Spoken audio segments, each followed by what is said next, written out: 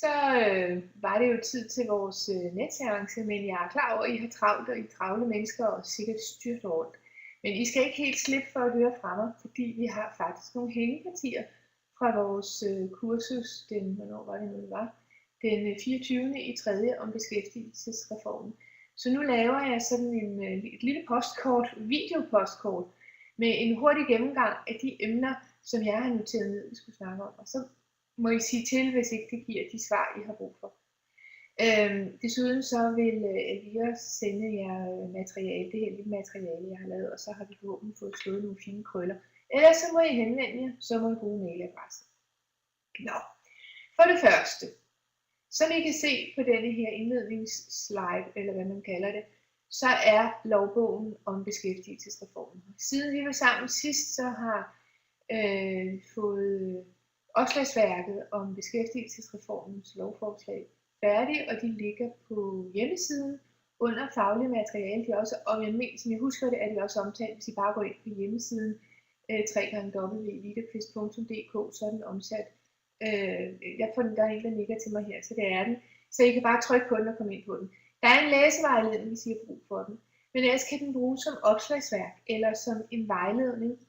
Kan den læses udelukkende omkring de emner, I har lyst til at gå ind og slå op på, og selvfølgelig kun for noget, der er omfattet af beskæftigelsesreformen. Men den ligger derinde.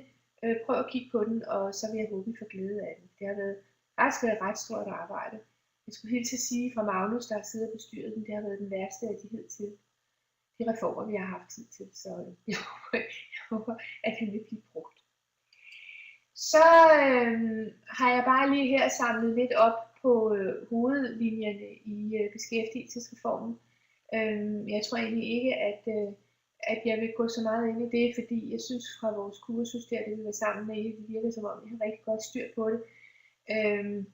Der er jo så nogle af de her temaer, vi kommer en lille smule ind på, fordi der blev pillet nogle temaer ud, som jeg skulle kigge lidt nærmere på.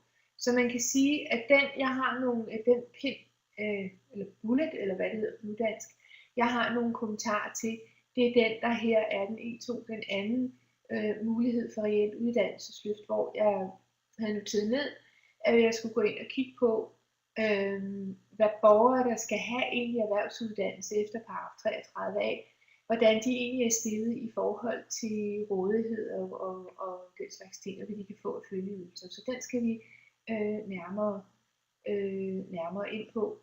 Der er også noget omkring paragraf 26a om 6 ugers jobrettet uddannelse. Nu må jeg lære at sige.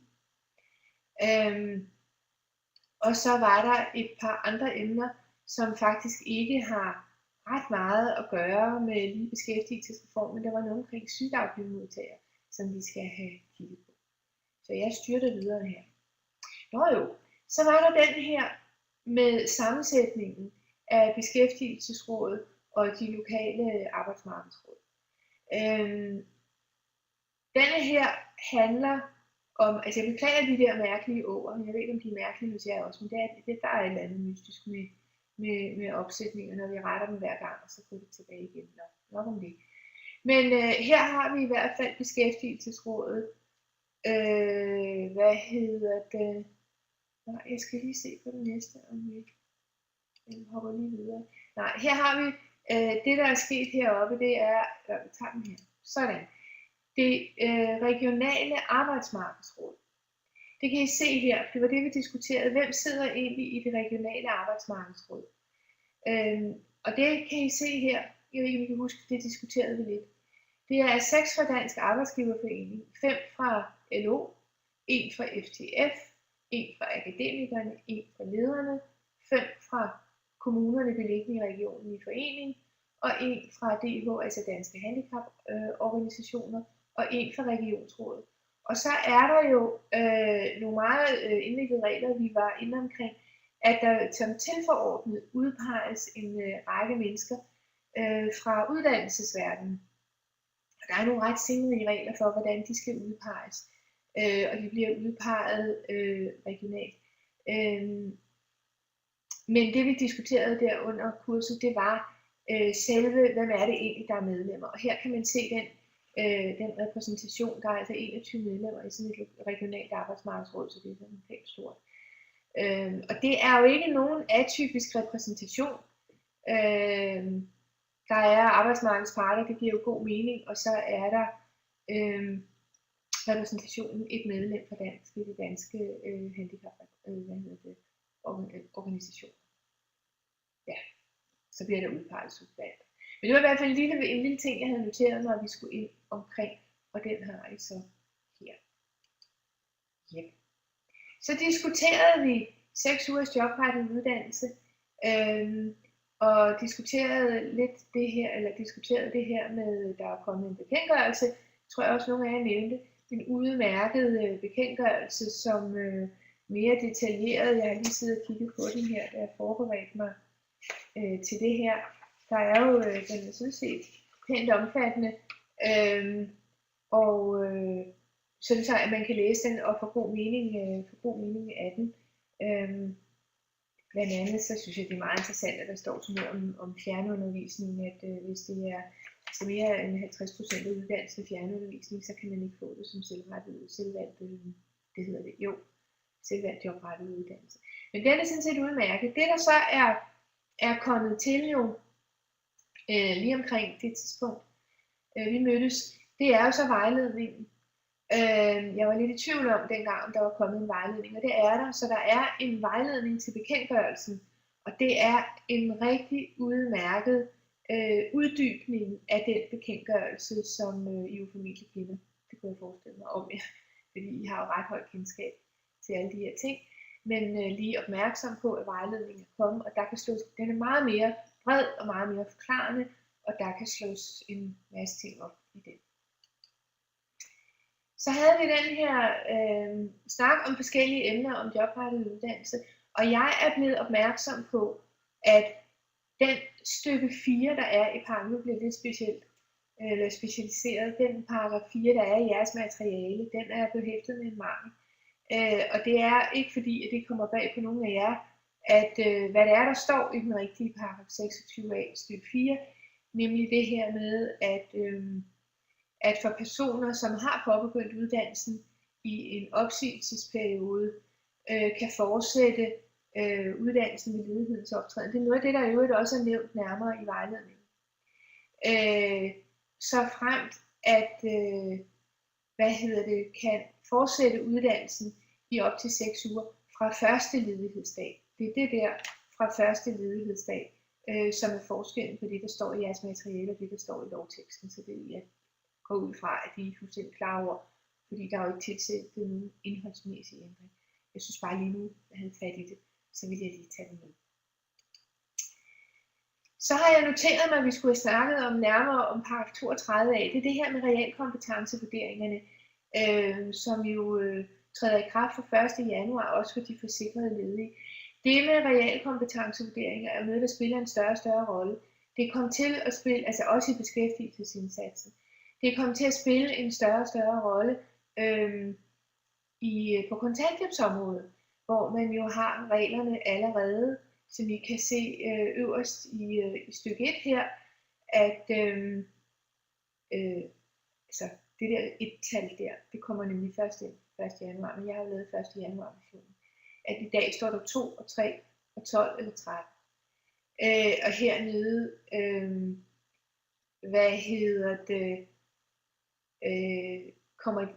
det er det, der står nu, undskyld. Og hernede, der kommer etterne så ind. I kan se her, der er det kontanthjælpsmodtagerne, og vi er røvle, undskyld. At det er i anden punktum, der ændres fra 1. januar, og det er her etterne kommer ind også, altså de forsikrede ledige. Så de også har ret til tilbud om realkompetence. Vurdering, hvis de ikke har en erhvervskompetencegivende uddannelse.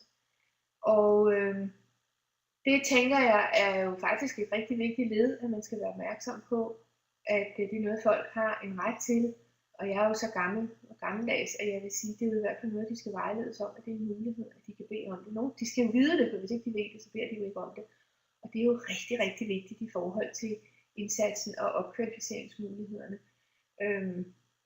Og så var vi lidt inde på kurset, ganske kort, om ændringerne i forbindelse med uddannelsen for voksenuddannelsen, de nye regler der, at realkompetencevurderingerne egentlig er en del af det uddannelsestilbud, der vil blive rettet til de voksne, når de henvender sig til uddannelsesinstitutionerne. Og det kan jeg huske, vi diskuterede lidt det her med, hvornår skal jobcentret betale, og hvornår skal jobcentret ikke. Og her kan man jo i hvert fald sige, at de her mennesker har retten til det fra 1. januar, men omvendt så må man jo sige, at jobcentrene måske også skal interessere sig lidt for, hvad er egentlig forpligtelserne for uddannelsesinstitutionerne, når de skal lave uddannelse for voksne. Og det er det der materiale, jeg udleveret om erhvervsuddannelsesreformen med mere. Ja, så var der det her med 33A, tilbud om uddannelsesløft, som også træder i kraft 1.7. Så nu er det en rigtig interessant ordning, og den havde vi da nogle meget spændende diskussioner om.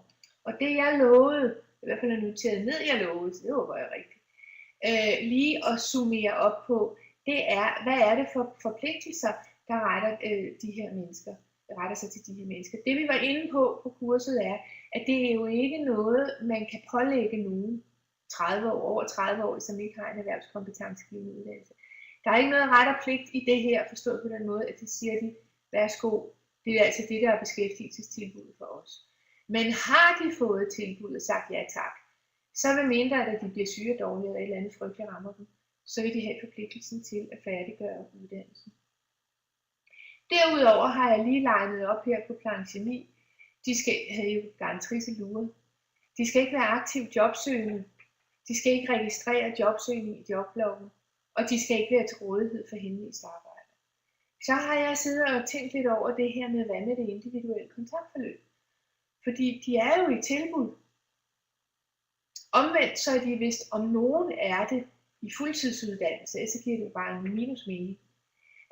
Der er ikke taget stilling til det endnu. Jeg har lige været inde og tjekke, at det fremgår ikke af bemærkningerne eller andre forarbejder. Jeg har i hvert fald ikke kunne finde det til beskæftigelsesreform, og dermed står der heller ikke noget om det i lovbogen. Hvordan det forholder sig til deres deltagelse i et eventuelt individuelt kontaktforløb. Men jeg vil sige, formentlig vil det blive reguleret i bekendtgørelsen til beskæftigelsesloven, som jeg er temmelig sikker på vil blive ajourført og justeret og komme i en ny version inden 1.7. i år. Men umiddelbart så vil jeg sige, hvis jeg skal komme med et forsigtigt gæt, om ikke andet bare for sjovs skyld, så vil jeg sige jo i hvert fald for dem, der deltager i 6 ugers jobrettet uddannelse, hvis de er fuldtidsstuderende, så skal de jo ikke deltage i et individuelt kontaktforløb, så må ikke der er en parallel. Det vil give god mening, hvis de er undtaget for det individuelle kontaktforløb. Vi har ikke beviserne for det nu, så vær opmærksom på at få det tjekket. Og så har jeg bare noteret her, for fuldstændighedens skyld, at de kan være, hvis de almindelige betingelser er opfyldt, være omfattet af reglerne om tillægsydelser. Det vil sige, at det vil være hjælpemidler og studiemateriale m.v. efter de helt almindelige bestemmelser i paragraf 76 og 77, og så kan de være omfattet af reglerne om transportgodtgørelse. Ja, det var den lille pind. Så lovede jeg at sige noget om sygedagpengeopfølgning, og det er jo selvfølgelig lidt funny, eller hvad man skal sige. Men det var jo simpelthen fordi, jeg jo sad og klogede mig på, at de forsikrede ledige jo faktisk skal håndteres på en speciel måde. Og det er jo sådan set relevant for jer at vide noget om. Her har jeg lige taget udgangspunkt, ikke fordi det skal være en lang sang, det her, for det er jo en super kort gennemgang. Men sygedagpengeloven, vi er inde i sygedagpengelovens paragraf 12, hvor der er kommet en ny opfølgningsmodel, hvor det her er en del af, og en ny visitationskategorisering på samme dato. Og dem vi taler om, det er dem, der her er betegnet som 1 år.